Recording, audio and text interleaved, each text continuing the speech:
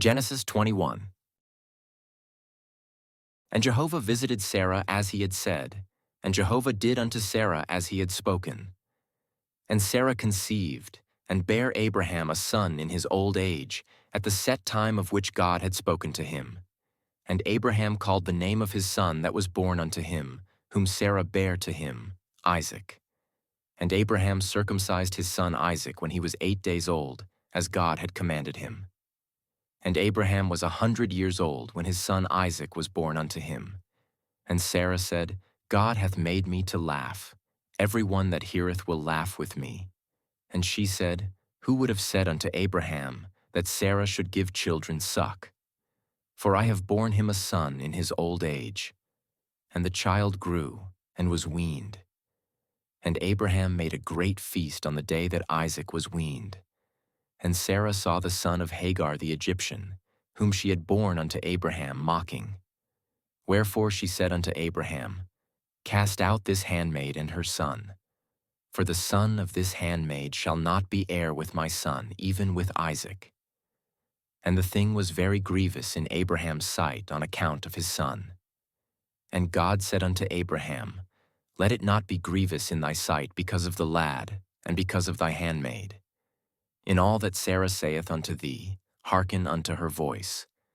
For in Isaac shall thy seed be called. And also of the son of the handmaid will I make a nation, because he is thy seed. And Abraham rose up early in the morning, and took bread and a bottle of water, and gave it unto Hagar, putting it on her shoulder, and gave her the child, and sent her away. And she departed, and wandered in the wilderness of Beersheba. And the water in the bottle was spent, and she cast the child under one of the shrubs. And she went, and sat her down over against him a good way off, as it were a bowshot. For she said, Let me not look upon the death of the child. And she sat over against him, and lifted up her voice, and wept. And God heard the voice of the lad. And the angel of God called to Hagar out of heaven, and said unto her, What aileth thee, Hagar? Fear not. For God hath heard the voice of the lad where he is.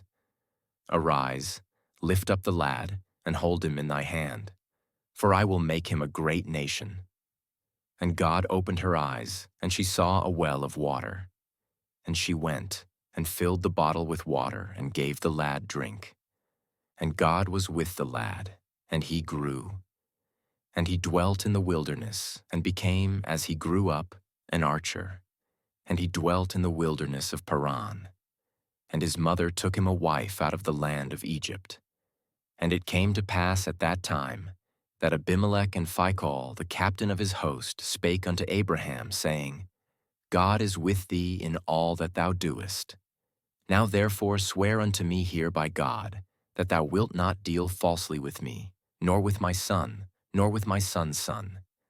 But according to the kindness that I have done unto thee, thou shalt do unto me, and to the land wherein thou hast sojourned. And Abraham said, I will swear. And Abraham reproved Abimelech because of the well of water, which Abimelech's servants had violently taken away. And Abimelech said, I know not who hath done this thing.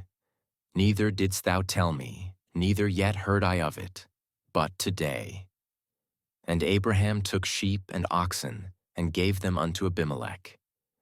And they two made a covenant, and Abraham set 7 ewe lambs of the flock by themselves. And Abimelech said unto Abraham, What mean these 7 ewe lambs which thou hast set by themselves? And he said, These 7 ewe lambs shalt thou take of my hand, that it may be a witness unto me that I have digged this well. Wherefore he called that place Beersheba, because there they sware both of them. So they made a covenant at Beersheba. And Abimelech rose up, and Phicol the captain of his host, and they returned into the land of the Philistines. And Abraham planted a tamarisk tree in Beersheba, and called there on the name of Jehovah, the everlasting God. And Abraham sojourned in the land of the Philistines many days.